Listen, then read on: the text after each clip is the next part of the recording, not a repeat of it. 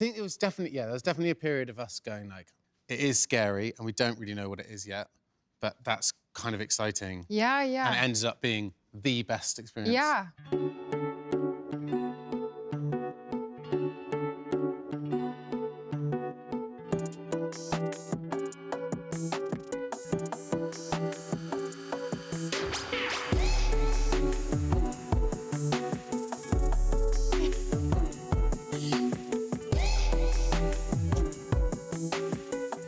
Hi.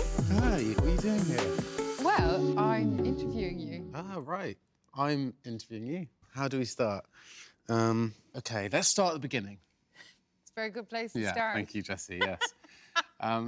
What was the first thing you did that was theatrical? Well, when I was small, whenever Mom and Dad used to go for a walk, me and Killian, my brother, we would literally they'd go for an hour, and they'd come back, and our whole sitting room would have been transformed into some kind of theatre.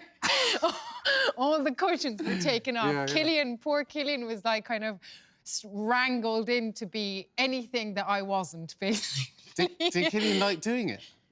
I think he did, although the photographs say Suggest differently. otherwise, yeah. How old were you at this point? I don't know, 3, 4.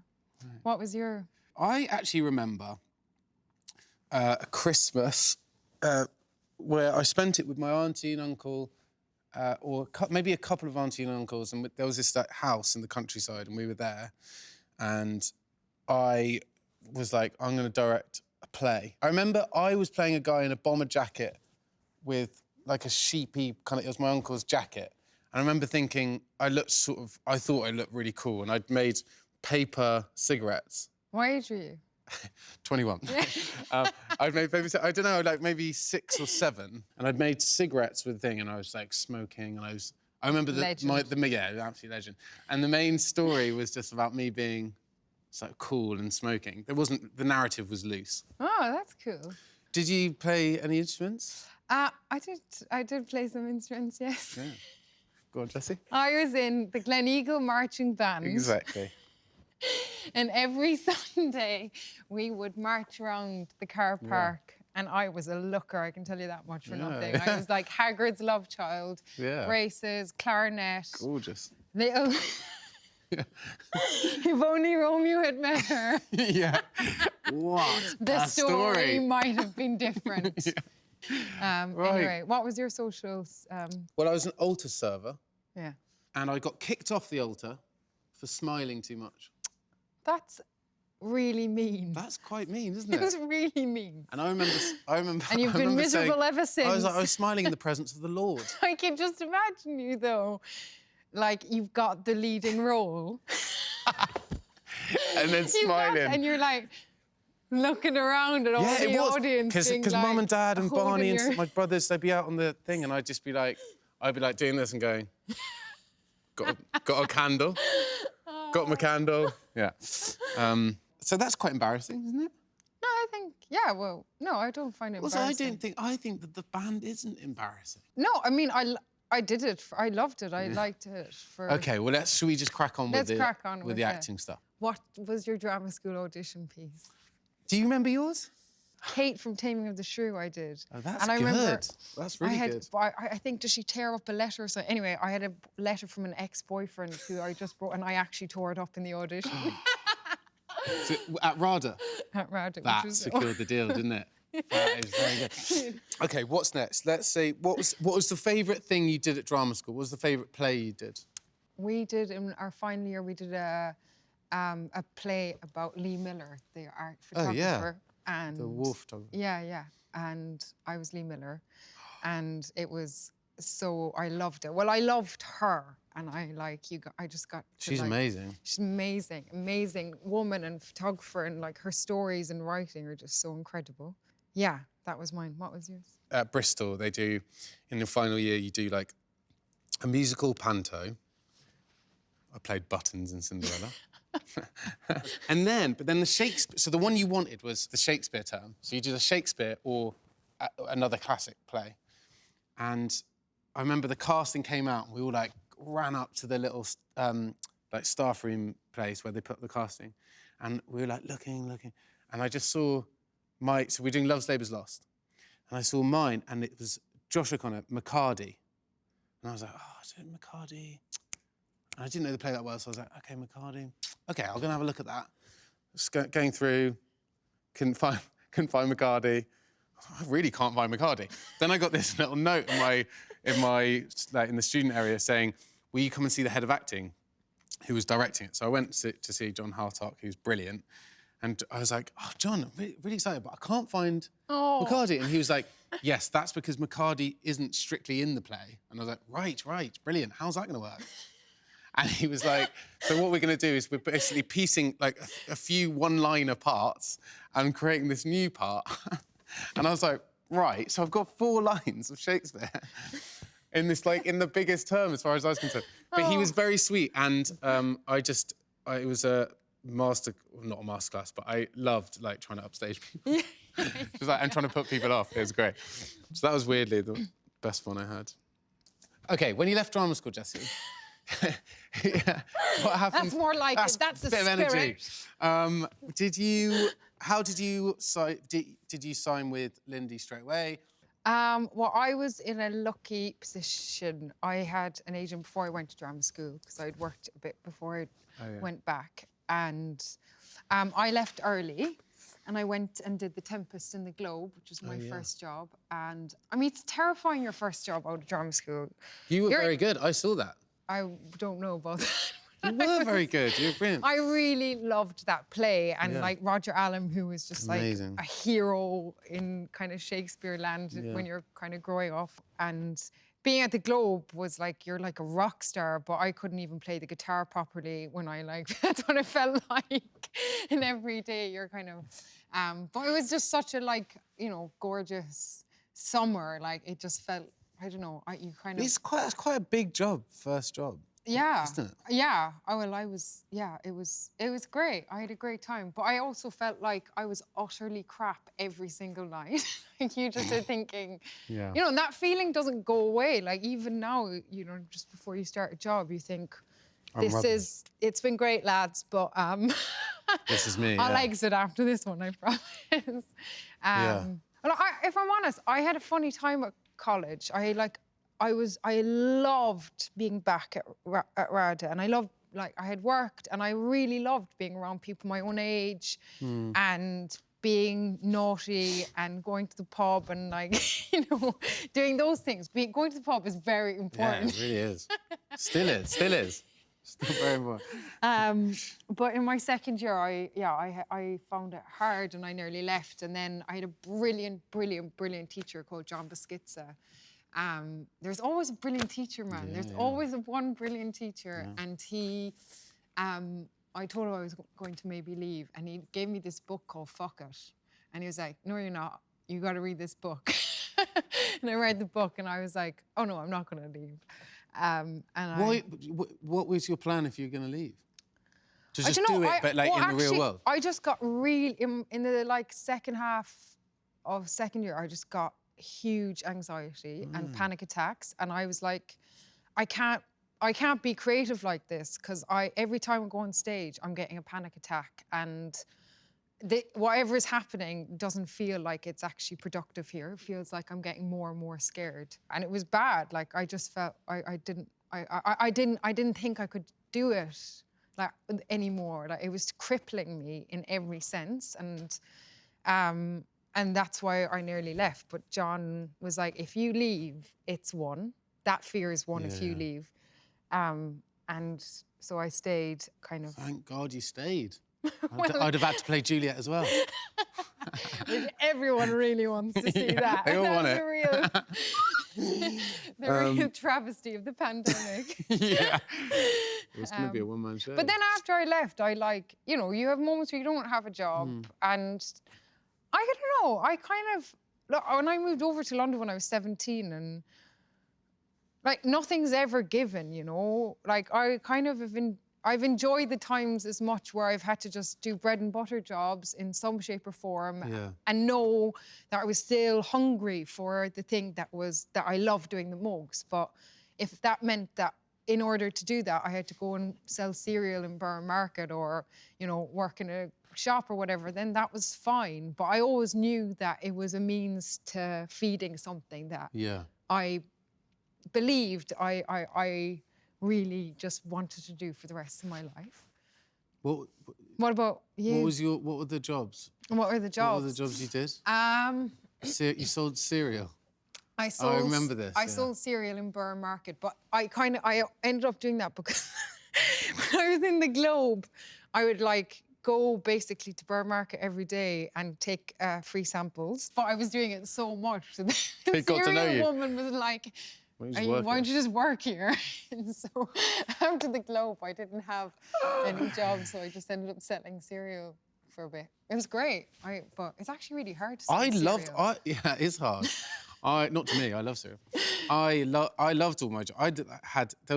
I did so many jobs, and because when I left drama school, it was like what Bristol's amazing at, and sometimes I sometimes thought it was a little too good at, was saying you're probably not going to work. But what they taught was create your own work and be able to sustain yourself creatively, in the sense that if you're a painter, you know, you can paint. You just get your paints and you've got a canvas and you can do it. As an actor, it's not true, but you think that you have to be employed in order to do your job. And so a lot of our time was spent like finding ways of creating work ourselves, for ourselves or for others or whatever. And that was amazing. But when I left drama school, that was like, in a weird way, if I look back at like my favorite times of so far in my career, I would say the first 2 years are up there. Yeah. I mean, it was magic. Yeah, It was like, yeah. I would like work in a pub in Dalston in the evenings. I had like a telesales job in the day, and then I'd rush at lunchtime. I'd be just like, I wouldn't eat because I'd be learning lines for an audition the next day. And then I'd have like the horrible call to my boss being like, I'm really sorry, I can't come in tomorrow because I've got this audition. And just the whole thing was like stress, but also so much fun. Yeah. And so like all the ambition of it. They are magic. I think that's the thing as well, is like you've got to, it's changing your mind about what these things are. Like, and you're so right, because it is always an opportunity to create like something. Even going to an audition. You know, I actually have always really liked Do you like auditioning. auditioning? Yeah, I do, because I don't know what the hell I'm going to do. And I also like, you know, when you come out of drama school, or even like now, and you get a great script, or you're trying to like, you get something which crosses across your life for like a week, and you get to like be in somebody else's head and learn the lines, and then be in a room and actually try and understand the world from their perspective and like create something from that. I just think that's great fun. And if it doesn't last beyond that, obviously you're gutted if you've really sold your heart into something and you feel there's always a feeling of like... Did you get like a low if you like fully gone there and on a part and you were like, I have to play this part? And obviously a lot of the time you don't get to play those parts. Yeah, definitely. But then that's life. That's our life. Like, you got to respect everybody's part in it. Like, a director has his own vision, and sometimes you don't fit into that vision, even if you've done your best. Like, yeah. You were meant to be doing Romeo and Juliet with Jessie Buckley. Yeah. Which is it's nice. Yeah. Good that you missed that. Yeah. Yeah. Why did you want to do it? I've always loved, like, I've done, you know, bits of it in college and stuff, and I've always loved it. I find it like a really sad, amazing play, and a terrifying play. And I always wanted to do it because you were doing it. And we wanted to do something together, and I probably honestly wouldn't. I don't know if I would have wanted to do it unless I would have been too afraid to do it. It felt like a thing way off in the distance that people who are much braver than me would do. It's funny, isn't it? Because I remember I came in and talked to Simon, who was our director. To me, it's like probably the last play I was thinking of ever doing. Why did you want to do it then? Mostly it was just the idea of us two getting to kind of, as you always say, jump off a cliff together on Olivier stage. That seems so exciting and out of my comfort zone. Because I remember you and me and Simon all going out onto the Olivier stage. And I think the plan was that Fizaya Akiyade was going to show us the stage as like, yeah, this is how, isn't it brilliant? But we were both came away going, oh, Yeah, I was terrified. I terrifying. was like, oh my God, I don't know Yeah. how to do this. But what was it about the play that you were afraid of? Like, what was it that was like scary about? Well, it's like, because there's so much darkness in it, I think that's what slightly scared me, was that the idea, it's like, there are huge amounts of darkness at the beginning of the play, and then out of that, there's this like chink of light in Juliet, and then we have to sell, basically, that we are completely in love in basically in one scene on a balcony where we very rarely are in the same space. And if that doesn't work, then you're sort of screwed for the rest of the play. So that was quite intimidating. Yeah. So why don't we talk about how we ended up going from making Romeo and Juliet on the Olivier stage to the film? The pandemic happened, and Yeah. kind of initially nobody really knew what might be possible. But then as the time got closer and closer, it became more clear that we weren't going to be doing it on the Olivier. And Rufus, I think, called us first, right? So the idea initially came from Rufus Norris, who is the artistic director of the National Theatre, for anyone who doesn't know, and Simon Godwin, who was our director. It was Rufus who first came around and basically said, why don't we do something that's not NT Live? Yeah, and make a film of Romeo and Juliet. Which I think both of us initially were like, oh God, I don't know if I want to make a film of Romeo and Juliet. That's doubly scary, especially because there's, been amazing versions of Romeo and Juliet. And I guess the draw for us was to be back with an audience and be in the theatre. But then we kept coming back to it and kept having conversations with Rufus and Simon and exploring what it might look like or be like on a film. And then it started to feel exciting. I think it was definitely, there was definitely a period of us going like, this is not what we want to do. It was basically everyone at the National and everyone in our team, you, me and Simon, just going, it is scary and we don't really know what it is yet, but that's kind of exciting. Yeah, yeah. And it ended up being the best experience of my career. And I think a moment that really sticks with me is when we came in to look around the National with Rufus, and we came onto the stage. We came onto this stage. Yeah. And the whole building was dark. And I think Simon the week before had sent this picture to me and you of the costumes. The costume rails. The costume rails, like in the foyer, and there were like these ghosts that had been left in the theatre. And we came into this space, and the set from the play that had been shut down on the Tuesday of the pre-lockdown and the pandemic were still here. And it was really sad and emotional. It was incredibly emotional. I remember, we were stood in the middle here, and the iron, just as at the top of this interview, came. They were like, Rufus was like, can we get the iron to open? And the iron opened, and we saw that, and it was like, that as an image is incredibly sad. But also just the drama of seeing that iron, I was like, that's quite filmic. And suddenly it was like, it all kind of pieced together.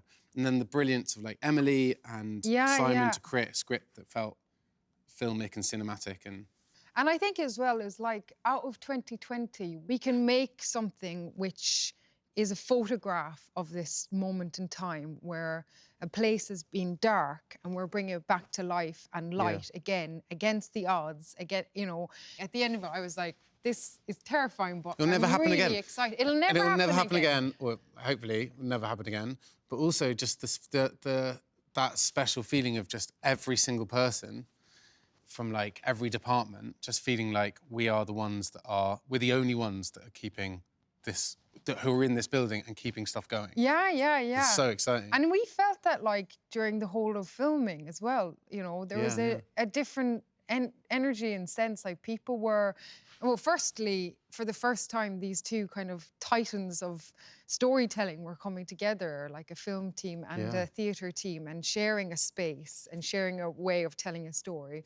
But also, everybody from cast to crew, they were hungry. Everybody it really felt like everybody really, really had a need to tell this story and to like make this space live again. And it Yeah. was, and I don't know, I think you can feel that in the film.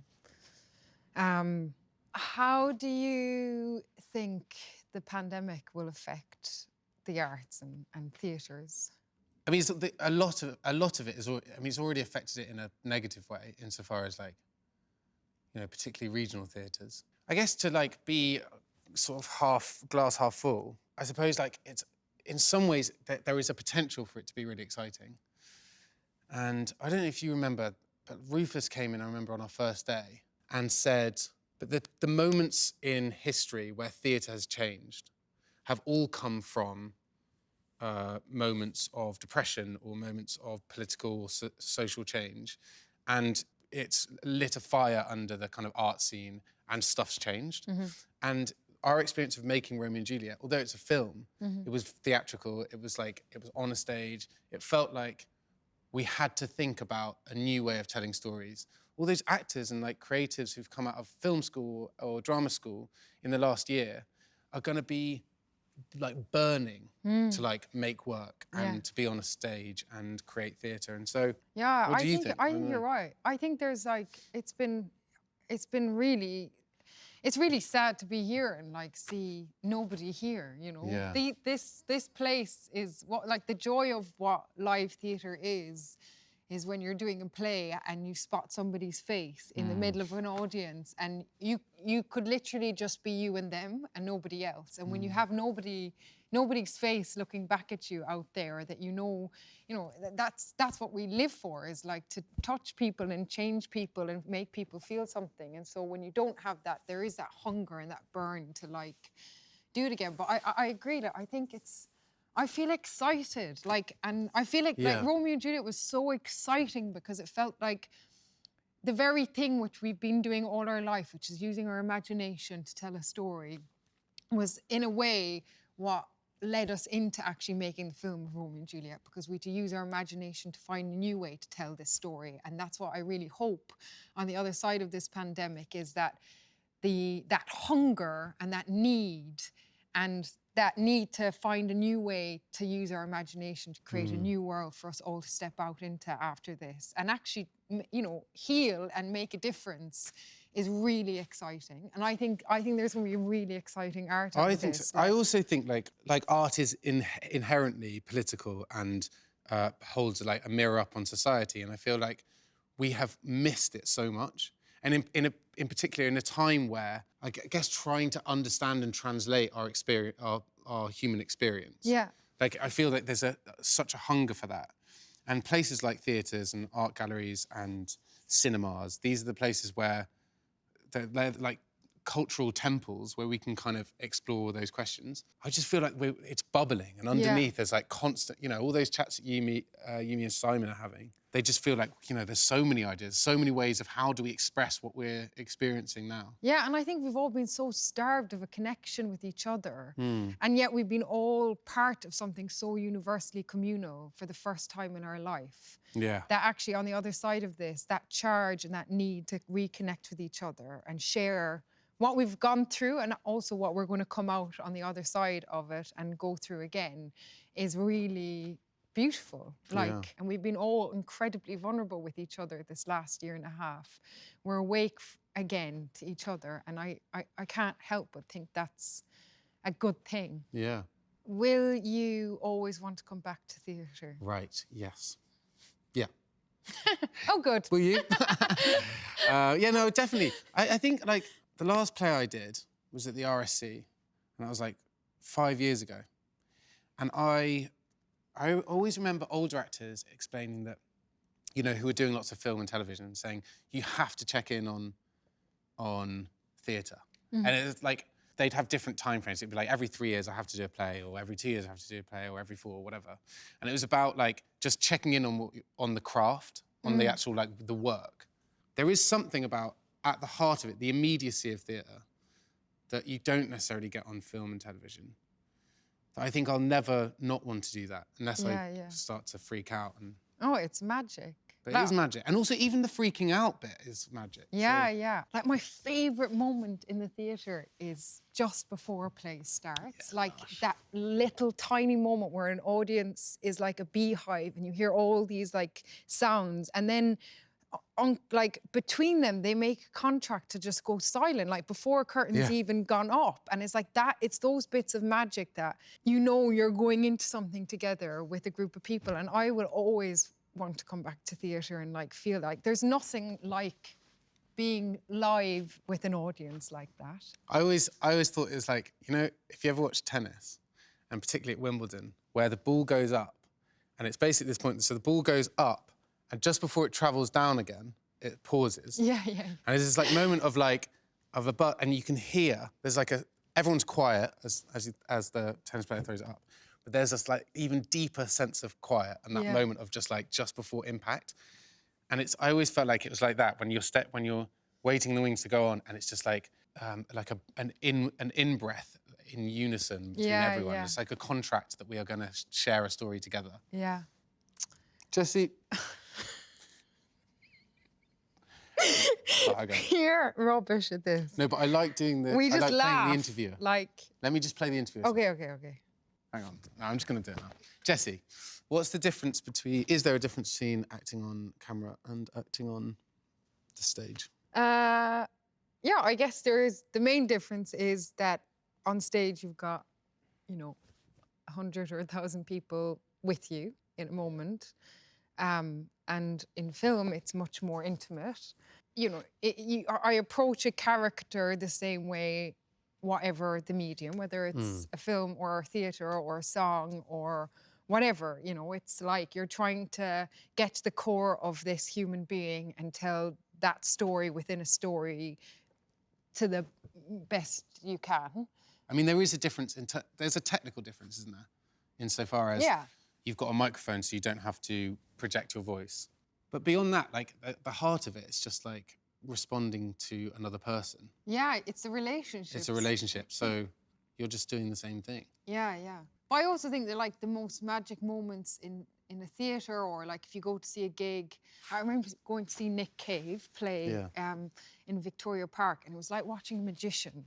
Like he was so intimate, he was so small in ways, and what he was managing to do in kind of corral like thousands of people in this field in the middle of Victoria Park by doing something so tiny and like really putting them in was magic. I love like that. like that is that. Yeah, when that happens in the theatre as well, it's not all like, hello, you know. One of the greatest experiences I ever had at a theatre was my friend Michael Marcus. There was this moment where it was just him on stage, and all he was doing was like moving a couple of bits around the stage. And he did this thing, and I can't remember what the action was, but he did a little thing, and everyone, I witnessed sitting in the stalls, everyone just at the same time just go, like that. Yeah, It was like a little lead. Yeah, yeah, yeah. And it's like so amazing that you can, basically intimacy can be brought. Audiences want to see and want to hear, and they will like lead. Yeah, yeah.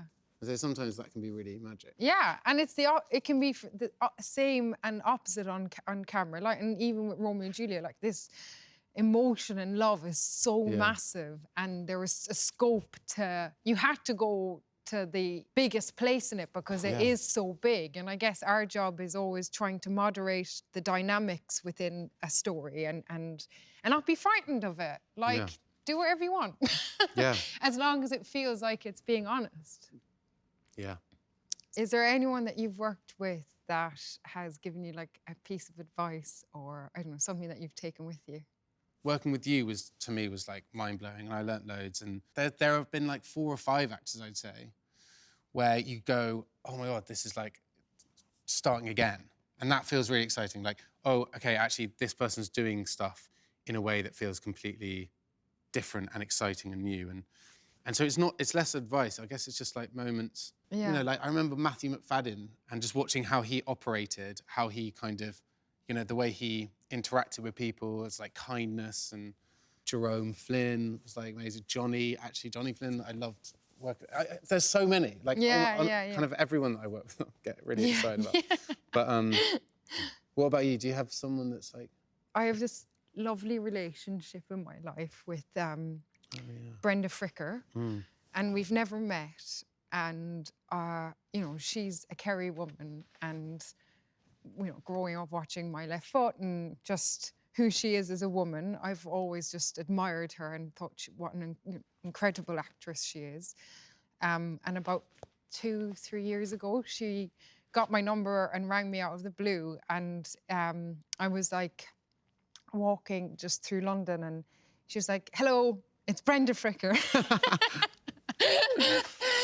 And she said, "Now, I'm calling you to tell you, you must nurture yourself." And in a very practical way. Yeah, and yeah. like, sometimes people don't tell you those things in this job. Is like, you've got to feed yourself in every single way. You've got to like eat well and nurture your mind and like nurture your inspiration. Like, look at paintings or look at pieces of music. Everything is inspiring if you look around and can feed you from the inside out. And you've got to be conscious about that. Do we have any advice for younger actors? I guess like in the first few years, I wish that I'd picked up on this sooner. But I remember feeling like, and it's gonna sound a little bit scary, but I'm just gonna explain it for you. There's a very famous photograph of Yves Klein. Do you know Yves Klein? Who was trying to capture the colour blue. And there's actually a paint called International Klein Blue. And there's a very famous photograph of Yves Klein, and he's jumping off this brick wall into nothing. Yeah. There's like concrete on the floor. And he's jumping off, and it's beautiful, and he's like trying to catch. It's supposed to represent him trying to catch blue, the colour in the sky, which is what his obsession was. I think it's called the leap of faith. And it's also to represent the leap of faith you have to make as an artist, of like just throwing yourself into space. There was a moment in my career very early on where I was working insane hours, like 3 jobs, just to pay my rent in London, and trying to learn, you know, like coming home at 11 p.m. after working at the pub and learning my lines for an audition the next day and staying up till like 1, 2 a.m. and then barely any sleep and doing auditions. And I was rubbish in the auditions, so I was tired, and then going back to work. And it was non-stop. I loved it, but it was non-stop, and I was exhausted. But I needed the money. And at one point, I just decided, it was like a switch. I just went, I can't do this anymore, and I have to quit my job. And I'm going to be really poor, and I'm not going to have any money, and I won't be able to pay rent, maybe. But I have to do this, because I have to commit to doing whatever this, you know, going on the journey of whatever acting is gonna, wherever it's gonna take me. And I remember calling my mum, and she was really worried. And she was like, "But you've got this really good sales job." And she was very sweet and was just anxious about me not having the money. And I sent this postcard. I was very proud of myself, because basically I did a bit of research on the leap of faith photograph. And it's this moment of him, Yves Klein, jumping off this wall and underneath just concrete. But I'd understood that there were people underneath to catch him that were photoshopped out. And when I found that out, whether it's, I don't know if it's true, and if it's not, then it doesn't matter, because it still affects the story. When I found out there were people underneath, I was like, that's even better as a story of leap of faith. Because actually, as an artist, you can't just make a leap of faith. You have to have this support mechanism underneath you. And that can apply to like financial, which is a problem we have in the arts, but also emotional support. And I just think if there was one bit of advice, it would be like, throw yourself at this, and it's an amazing job. Also be ready to embrace each other and be there to support each other, because we have this amazing thing in this industry of like family. Yeah. And I remember our first day on Romeo and Juliet, you said, it just feels amazing to be with like my people, like my family. Yeah. And I don't really know if that's advice, but No, I just think it's is. being supportive to other artists, beautiful. isn't it? Who would you rather have had interview you? Maybe we can turn this into a quick game of would you rather. Okay, yeah. You love a game. So would you rather Robert De Niro interview you or Jeremy Paxman? I'd say Robert De Niro, yeah. I'd go Paxman. Would you? Oh, nothing against him. He's lovely. Yeah. Man. Yeah, I'm just saying it to balance it. All about balance. Yeah. Would you rather Leonardo DiCaprio? Yeah, lush. Or Yeah. or Simon Godwin? Simon. Oh, we'd all love isn't that Simon nice? to interview us, yeah. God, that'd be lovely. We love you so much. Well, I'm very happy. I'm delighted to be interviewed. To by be you. honest, I And you were I great. didn't want anybody but No. you, ever. There you go. That's it. Thank you so much, everyone, for joining. Thanks. See you soon.